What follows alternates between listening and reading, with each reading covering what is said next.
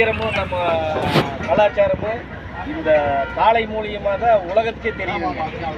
கண்டிப்பா இந்த காளையில எல்லாம் எல்லாரும் வளர்த்தோன்னு. இந்த காளையில வளர்த்தோன்னு ஒரு டெய்லி ஒரு 500-600 செலவு பண்ணாத்து வளர்த்த முடியும். அந்த அளவுக்கு தீனி கொடுக்கணும். இந்த கண்ணுக்குட்டி இல்லைங்கண்ணா?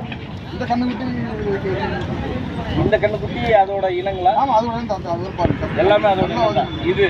ஆனால் அப்படி இப்படி வரும். இதுங்க இது 4 வருஷம் இருக்கு. இது 4 வருஷம் இருக்கு. இது இனப்பெருக்கத்துக்கு தான் வச்சுருக்காங்க.